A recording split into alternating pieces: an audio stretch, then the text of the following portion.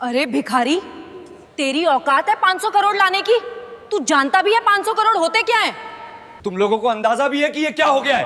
500 करोड़ रुपए गायब हैं। अगर ये पैसा अभी के अभी वापस नहीं आया तो मैं बर्बाद हो जाऊंगा। अगर कोई 500 करोड़ रुपए वापस ले आया तो मैं उसे 10 करोड़ रुपए इनाम दूंगा। सुबह के ठीक 7 बजे थे। शहर अभी पूरी तरह जागा भी नहीं था, लेकिन मेघराज चौक पर कूड़े की गंध और बसों का शोर पहले से मौजूद था। वहीं फुटपाथ के किनारे फटे हुए बोरे के साथ 12 साल का नील झुका हुआ था। वह प्लास्टिक की बोतलें और टूटी तारें चुन रहा था।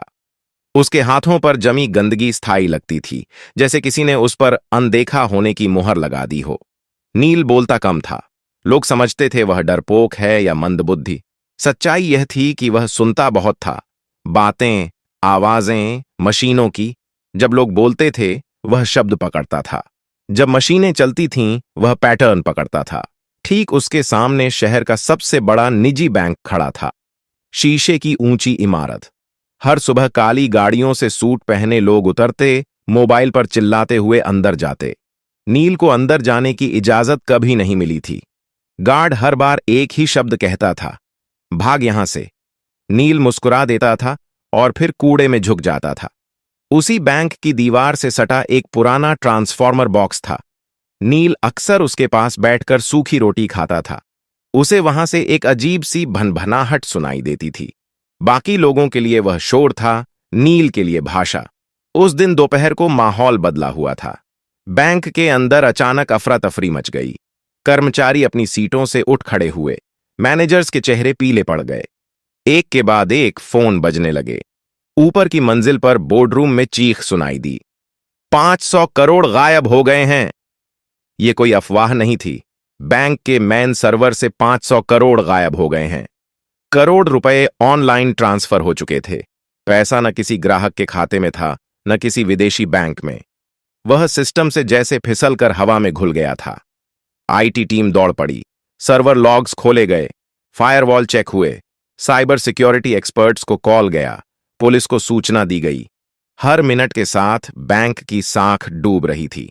बाहर फुटपाथ पर बैठा नील यह सब देख रहा था। उसे कुछ अजीब लगा। बैंक के बैकअप सर्वर की एग्जॉस्ट फैन की आवाज बदली हुई थी। वह लय में नहीं चल रही थी।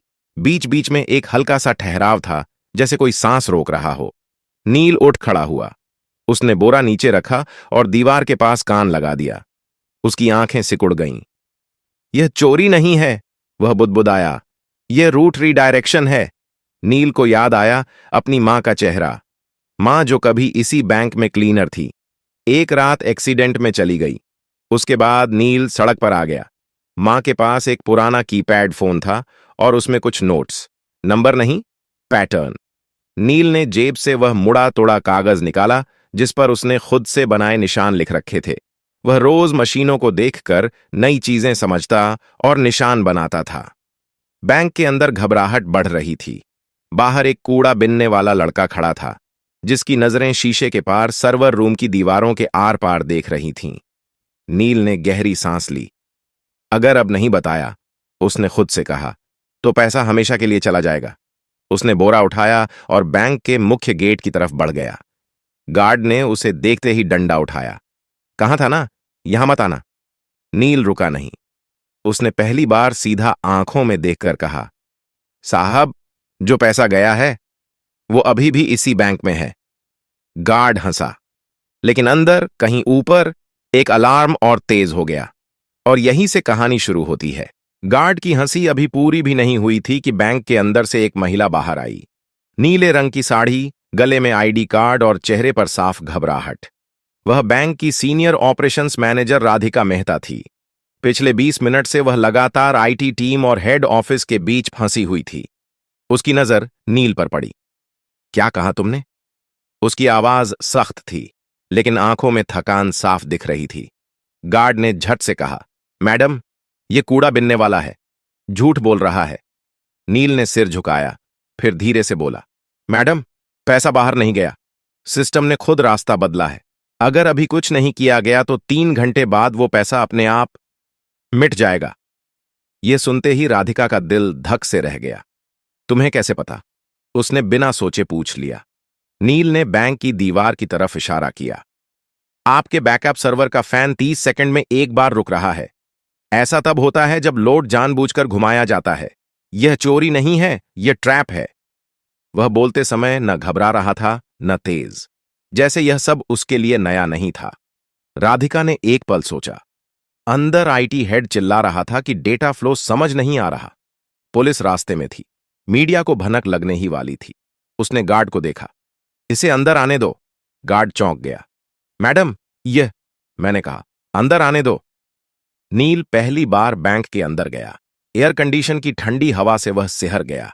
फर्श इतना चमकदार था कि उसमें अपना गंदा चेहरा देखकर उसे झिझक हुई। लोग उसे घूर रहे थे। कोई फुसफुसाया, ये बच्चा क्या करेगा? नील को इससे फर्क नहीं पड़ा। राधिका उसे सीधे आईटी फ्लोर पर ले गई। वहां 5 लोग 5 लैपटॉप और बड़ी स्क्रीन के सामने खड़े थे। स्क्रीन पर लाल रंग की लाइनें और नंबर भाग रहे थे। आईटी हेड ने गुस्से में कहा, मैडम, अभी समय नहीं है, ये मजाक नहीं है। नील ने स्क्रीन की तरफ देखा और तुरंत बोला, आप लोग गलत लॉक देख रहे हैं, असली रास्ता छुपाया गया है। कमरे में सन्नाटा छा गया। यह बच्चा हमें सिखाएगा? किसी ने तंज कसा। नील पास गया। उसने स्क्रीन के कोने में दिख रहे एक छोटे से टाइम स्टैम्प की तरफ इशारा किया। ये देखिए, हर बार ट्रांजैक्शन से 1 सेकंड पहले टाइम पीछे जा रहा है। यह मैनुअल नहीं हो सकता। आईटी हेड ने झुककर देखा। उसका चेहरा बदल गया। यह तो असंभव है। नील ने पहली बार सिर उठाकर सबको देखा। असंभव नहीं है सर। जिसने यह किया है उसने पैसा चुराया नहीं, उसने बैंक को खुद से लड़ने पर मजबूर कर दिया है। राधिका की आवाज कांप गई। तो पैसा वापस आ सकता है? नील ने हल्की सांस ली। आ सकता है, लेकिन अगर देर हुई तो नहीं। घड़ी की टिक टिक तेज लगने लगी और उसी पल नील ने कहा, मुझे एक कंप्यूटर चाहिए।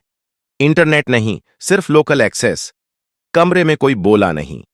पहली बार बैंक के सबसे बड़े संकट में सबकी नजरें एक कूड़ा बिनने वाले लड़के पर टिकी थीं। और नील जानता था, अब पीछे हटने का कोई रास्ता नहीं है। कमरे में एक अजीब सा सन्नाटा था। एयर कंडीशनर की ठंडी हवा चल रही थी, लेकिन किसी को ठंड महसूस नहीं हो रही थी। सबकी नजरें नील पर थीं। वह कुर्सी पर बैठा नहीं था, वह खड़ा था, जैसे बैठना उसके लिए फालतू की चीज हो। आईटी हेड ने हिचकिचाते हुए एक सिस्टम उसकी तरफ घुमा दिया। यह लोकल मशीन है, नेटवर्क से कटी हुई। अगर कुछ गलत हुआ तो भी फर्क नहीं पड़ेगा, नील ने बीच में कहा। जो नुकसान होना था वो हो चुका है। उसने कीबोर्ड को ऐसे छुआ जैसे कोई पुराना दोस्त हो। उंगलियां गंदी थीं, लेकिन चलने में झिझक नहीं थी। स्क्रीन पर एक काली विंडो खुली। राधिका ने घड़ी देखी। नील, हमारे पास ज्यादा समय नहीं है। नील ने सिर हिलाया। मुझे पता है। उसने टाइप करना शुरू किया। कोई तेजी नहीं, कोई दिखावा नहीं। हर कमांड सोचकर, जैसे वह पहले ही यह सब कर चुका हो। आईटी टीम स्क्रीन पर उभरते टेक्स्ट को पढ़ने की कोशिश कर रही थी, लेकिन वह उनकी समझ से बाहर था। एक इंजीनियर ने धीरे से कहा, यह तो सिस्टम के अंदर का रास्ता है, यह एक्सेस हमारे पास भी नहीं है। नील बोला नहीं। उसने अगली लाइन डाली। अचानक स्क्रीन पर एक मैप खुला। यह किसी बैंक अकाउंट का नहीं था, यह डेटा के बहाव का नक्शा था। तीर, घुमाव, बंद रास्ते। नील ने एक जगह उंगली रखी। यहीं फंसा है पैसा। लेकिन यहां तो कोई अकाउंट ही नहीं है, आईटी हेड ने कहा। नील ने उसकी तरफ देखा। क्योंकि यह अकाउंट नहीं है, यह एक खाली कमरा है। सिस्टम ने खुद बनाया है। राधिका की आंखें फैल गईं। सिस्टम ने? हां, नील बोला। जब किसी को सिस्टम के दिल तक पहुंचने की कोशिश करते पकड़ लिया जाता है, तो पुराना कोर एक फर्जी रास्ता बना देता है। पैसा उसमें चला जाता है। बाहर से लगता है चोरी हो गई, लेकिन असल में सिस्टम खुद उसे छुपा लेता है। कमरे में किसी ने सांस तक नहीं ली। आईटी हेड ने धीमी आवाज में कहा, लेकिन ऐसा फीचर तो कहीं डॉक्यूमेंटेड नहीं है। नील ने हल्की मुस्कान दी। क्योंकि यह फीचर नहीं है, यह डर है मशीन का। उसने अगला कमांड डाला। स्क्रीन पर लाल चेतावनी चमकी। वार्निंग, डेटा कोलैप्स इन 17 मिनट्स। राधिका के हाथ कांप गए। इसका मतलब?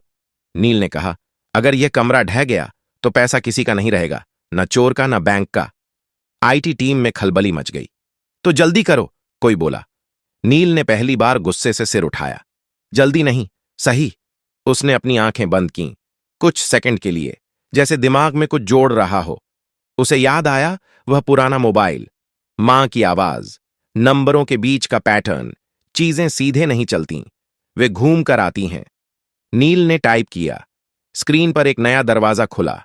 आईटी हेड फुसफुसाया। यह तो रिवर्स ट्रैक है, नील बोला। हां, अब पैसा वापस उसी रास्ते से चलेगा जिससे डर आया था। राधिका ने घड़ी देखी। 13 मिनट बाकी थे। नील की उंगलियां फिर चलने लगीं और बाहर बैंक के गेट पर मीडिया की पहली वैन आकर रुक चुकी थी। बाहर कांच के दरवाजों के पार कैमरे चमकने लगे थे। मीडिया को बस एक इशारे का इंतजार था।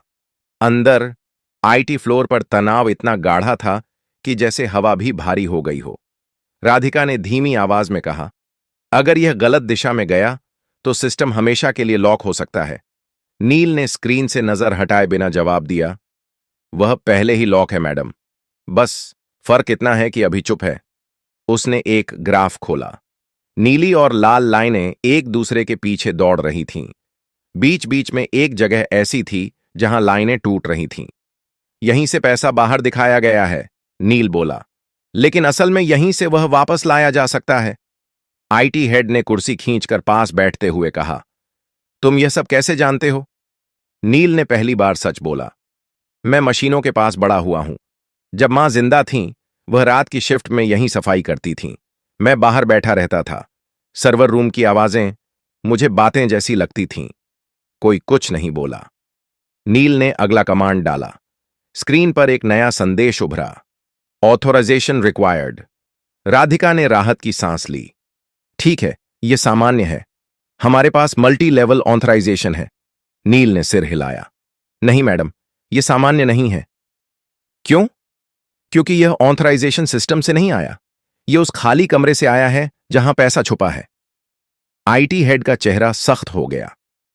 मतलब सिस्टम खुद तय कर रहा है कि किस पर भरोसा करे? नील ने धीरे से कहा, हां, और उसे आप पर भरोसा नहीं है। कमरे में एक अजीब चुप्पी छा गई। राधिका ने गहरी सांस ली। तो अब क्या होगा?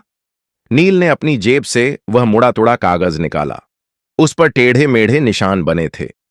अब हमें सिस्टम को याद दिलाना होगा कि यह किसके लिए बना था। उसने एक कोड डाला। यह कोई पासवर्ड नहीं था, यह समय, राशि और क्रम का मेल था। वही क्रम जिसमें बैंक हर दिन छोटे खातों को प्राथमिकता देता था।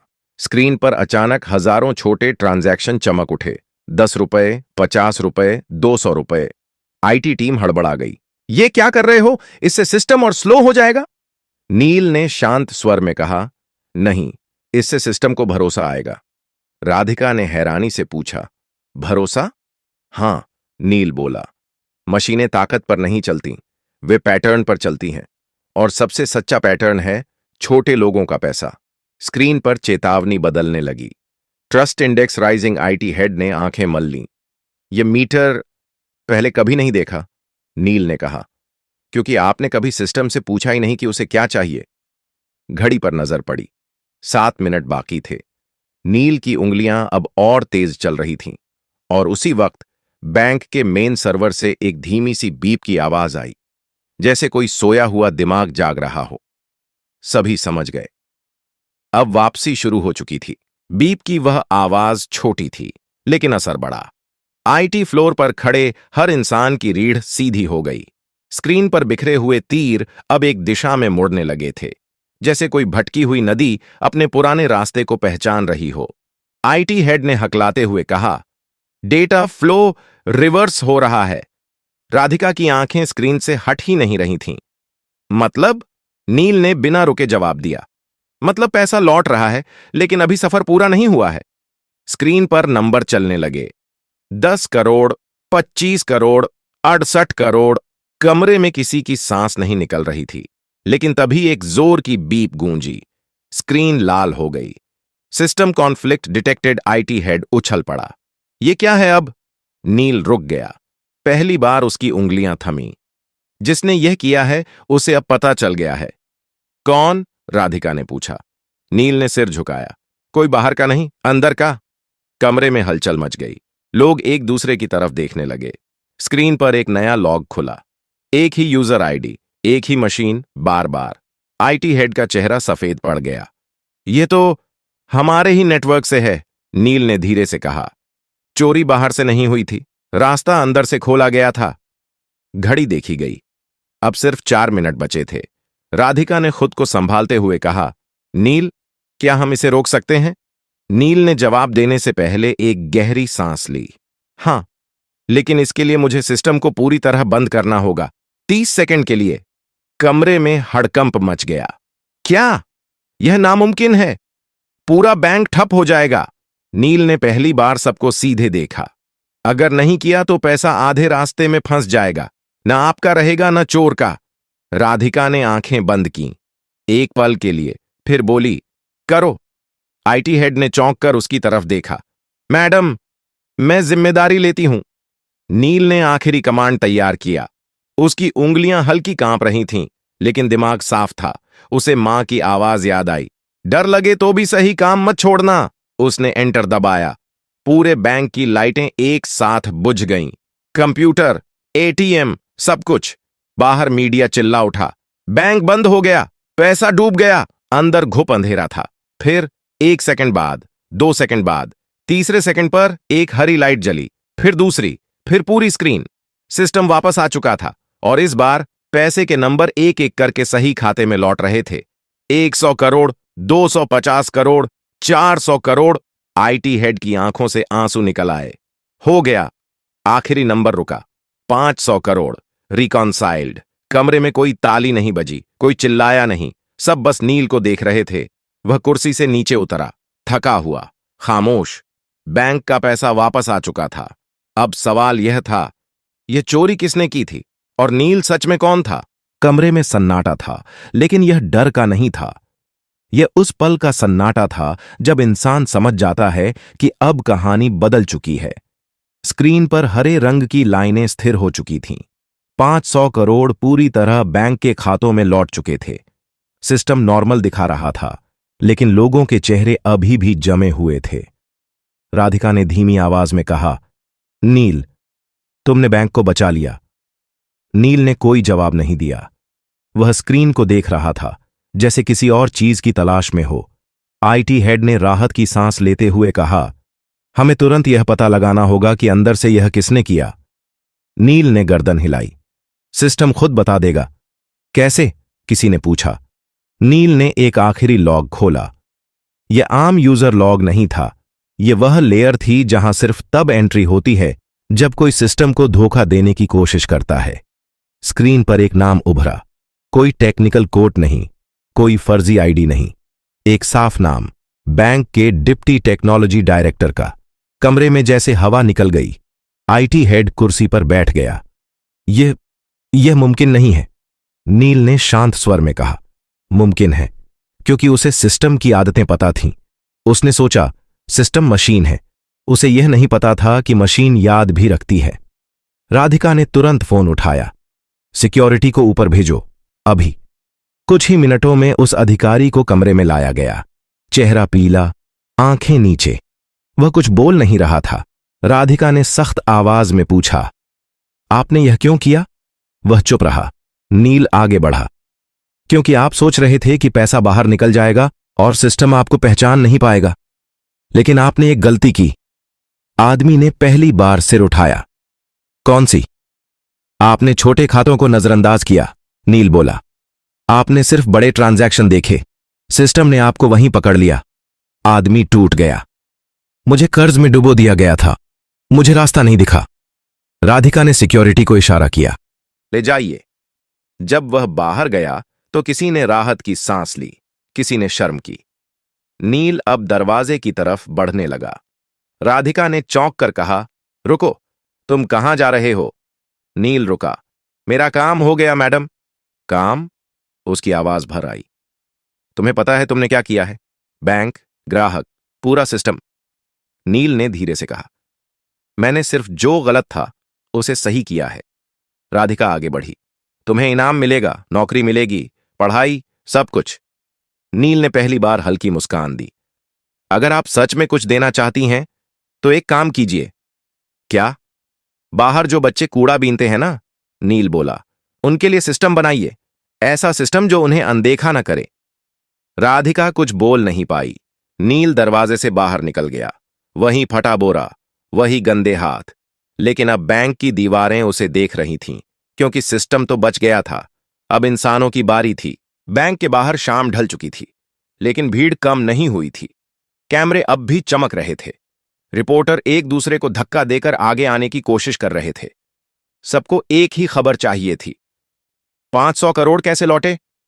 राधिका कांच के दरवाजे के पास आकर रुकी। उसके हाथ में माइक्रोफोन नहीं था, फिर भी आवाज साफ थी। यह बैंक की जीत नहीं है, उसने कहा। यह एक बच्चे की समझ की जीत है। भीड़ में हलचल मच गई। कौन बच्चा? कहां है वो? नाम बताइए। राधिका ने दरवाजे की तरफ देखा। नील जा चुका था। उसके कदम पहले ही फुटपाथ की तरफ मुड़ चुके थे, जहां उसकी दुनिया थी। टूटे डिब्बे, प्लास्टिक की बोतलें और मशीनों की आवाजें। उसे नहीं पता था कि पीछे क्या हो रहा है, लेकिन शहर को पता चल चुका था। कुछ ही घंटों में खबर फैल गई। एक कूड़ा बिनने वाला लड़का, बैंक की चोरी, 500 करोड़ वापस। सोशल मीडिया पर सवाल उठे। यह लड़का कौन है? इसे मौका क्यों नहीं मिला पहले? हमने कितनी नील जैसे बच्चों को अनदेखा किया। अगली सुबह बैंक के बाहर एक पोस्टर लगा। अगर आप नील को जानते हैं, हम उससे मिलना चाहते हैं। उसी सुबह नील ट्रांसफॉर्मर बॉक्स के पास बैठा था। उसने पोस्टर देखा, पढ़ा, फिर नजर हटा ली। उसके लिए पोस्टर नया नहीं था, नई थी लोगों की नजर। दोपहर तक नगर निगम के अधिकारी आए, फिर एक स्कूल की वैन, फिर एक महिला जो शिक्षा विभाग से थी। सब एक ही बात कह रहे थे, तुम्हें पढ़ना चाहिए, तुम्हें यहां से निकलना चाहिए। नील ने पहली बार सवाल पूछा, क्या पढ़ाई के बाद भी कोई मुझे सुनेगा? कोई जवाब नहीं दे पाया। शाम को राधिका खुद आई, बिना साड़ी, बिना पद के, सिर्फ एक इंसान की तरह। उसने नील के पास बैठकर वहीं सूखी रोटी तोड़ी। मैं तुम्हारे लिए कोई योजना नहीं लाई, उसने कहा। मैं बस ये पूछने आई हूं, तुम क्या चाहते हो? नील ने सोचा, फिर बोला, मैं चाहता हूं कि सिस्टम पहले पूछे, बाद में जज करे। राधिका ने सिर हिलाया। यहीं से एक बदलाव शुरू हुआ। बैंक ने एक छोटा सा प्रोग्राम शुरू किया। नाम नहीं था बड़ा, लेकिन असर बड़ा था। सड़क पर रहने वाले बच्चों को मशीनों के पास बैठने दिया गया। उन्हें हटाया नहीं गया, उन्हें सुना गया। नील वहां रोज आता था, अब बोरे के साथ नहीं, एक कॉपी के साथ। शहर ने पहली बार उसका नाम ठीक से बोला, नील। और यही नाम अब सिस्टम में दर्ज हो चुका था। अनदेखा नहीं, बल्कि जरूरी। अगर आपको यह कहानी पसंद आई हो तो लाइक जरूर करें। ऐसी ही कहानियों के लिए सब्सक्राइब करें और इसे अपने दोस्तों के साथ शेयर करें। कमेंट बॉक्स में जरूर लिखिए कि आप किस शहर या गांव से देख रहे हैं।